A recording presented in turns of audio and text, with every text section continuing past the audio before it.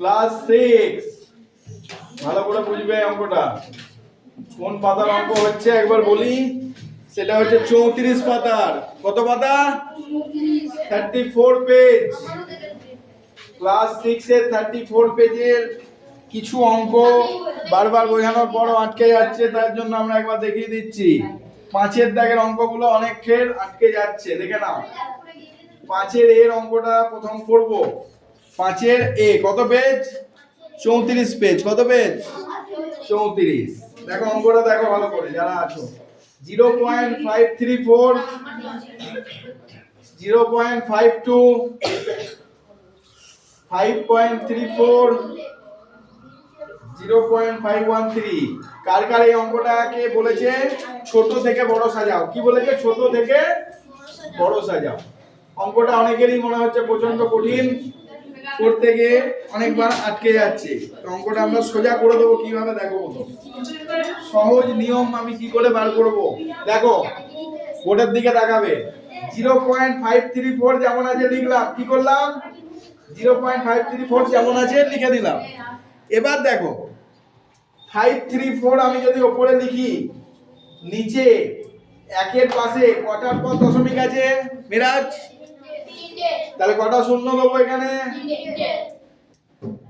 এটা বুঝতে অসুবিধা হলো রেহান বলো 534 তার নিচে একের পিঠে কটা শূন্য দেবো কেন কারণ তিনটের পর দশমিক আছে এখানে কটার পর দশমিক আছে তিনটের পর ওই জন্য একের পিঠে কটা শূন্য দিলাম তিনটে এরপর নাসিরা বলো এখানে 52 যদি লিখি একের পিঠে কটা শূন্য দেবো গুড বুঝে গেছে এবার কটা দেবো দুটো এরপরে আমাদের এ বলো তোমার নামটা বলো জিসান বলো কটার পর দশমিক হবে একের পিঠে কটা শূন্য হবে গুড এবার বুঝতে পারছো কোথায় গন্ডগোল হচ্ছিল এরপরে আমাদের মিরাজ বলো কটার পর একের পিঠে কটা শূন্য হবে তিনটে আশা করি এই লাইনটা নিজেরা করতে পারবে হ্যাঁ কি না পরের অঙ্কগুলো শিওর করতে পারবে তো কেন কারণ আমি দেখে নিলাম 534 তার নিচে তিনটে যেহেতু পর দশমিক আছে তাহলে একের পিঠে কটা শূন্য হবে তিনটে এখানে 52 কটা শূন্য হবে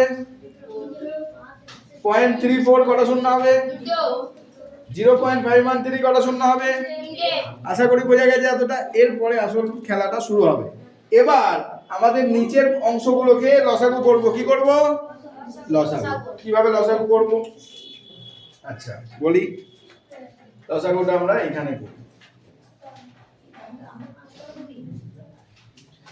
কি কি আছে নিচে 1000 আছে 100 আছে 100 আছে 1000 আছে ঠিক আছে তার মানে আমাকে যদি লসাগু করি 1000 100 100 আর 1000 এর লসাগু করব কি করব এর লসাগু করব এই প্রিয়াংশু তাকাও এর লসাগু করব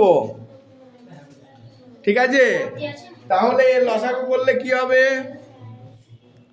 বলো এর লসাগু করলে কি হবে 10 দিয়ে আমি যদি করি এখানে কত আসবে 100 এখানে 10 দিয়ে করলে কত আসবে 10 এখানে কত আসবে 10 এখানে কত আসবে 100 কিছুই নয় কঠিন নয় কিন্তু কারণ 10 100 1000 10 10 100 10 10 এ 100 10 100 1000 একটা করে শূন্য কমাবে আবার 10 দিয়ে যাবে হ্যাঁ কি না এই তো শিখে গেছো তাহলে লসাগু কত হবে 10 গুণিত 10 গুণিত 10 গুণিত 10 তাহলে একের পিঠে কত শূন্য হলো 1 2 3 4 কত শূন্য হলো 1 2 3 4 কত শূন্য হলো ঠিক করলাম 10 100 10 10 10 10 10 100 10 10 10 1 10 1 10 10 একটা ভুল হয়েছে ভুল হয়েছে কোনো ভুল হয়েছে কোনো ভুলই হয়নি কেন ভুল হয়নি কারণ এর পরেরটা কেন ভাঙা গেল না কারণ কোনো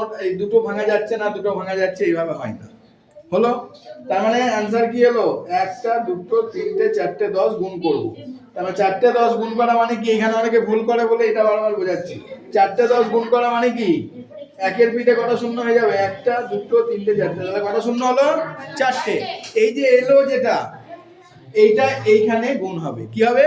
গুণ হবে। তাহলে এর সঙ্গে কত গুণ হবে? 10,000। এর সঙ্গে কত গুণ হবে? 10,000। এর সঙ্গে কত গুণ হবে? 10,000, মানে একের পিঠে 4টে শূন্য। এর সঙ্গে কত গুণ হবে? করতে পারবে গুণ সবাই? এবার শূন্যগুলো কি হয়? কেটে যায়, কি হয়?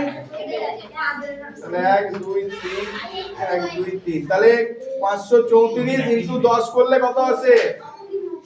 5340। কত আসে? 5340। আগে করো, তারপর দেখো। এটা কেটে গেল, এটা কেটে গেল, তাহলে কি হলো? 5200 হলো। তারপরে এখানে কাটবো, এটা কেটে গেল, এটা কেটে গেল, তাহলে হলো 5340। বোঝা গেল? তারপরে হলো একটা কাটলো, দুটো কাটলো, তিনটে কাটলো, একটা দুটো তিনটে, তাহলে 5130। এবার বলো, এবার দেখো ছোট থেকে বড় আমি খুব সহজে পেয়ে যাচ্ছি। এখানে সব থেকে ছোট কোনটা? তারপরে ছোট কোনটা? তারপরে ছোট কোনটা? তারপরে সব থেকে বড় কোনটা? ক্লিয়ার? তাহলে কি হচ্ছে? সব থেকে ছোট কোনটা এখানে? আমি যোগ করে দিলাম। দেখ সব থেকে ছোট কোনটা হলো? 0.513। কেন? কারণ এটা তো এসছে 5130। তার থেকে তো 5200 বড়, 5340 বড়, আর 53400 বড়। তাহলে সব থেকে ছোট কোনটা? তাহলে এইটা লিখবো 0.513। তারপরে কোনটা? বোঝা গেল না যায়নি? তারপরে কোনটা? এই তো লাস্টে কোনটা? 5.34। তার মানে আমরা ছোট থেকে বড় সাজিয়ে কি পেলাম? 0.513।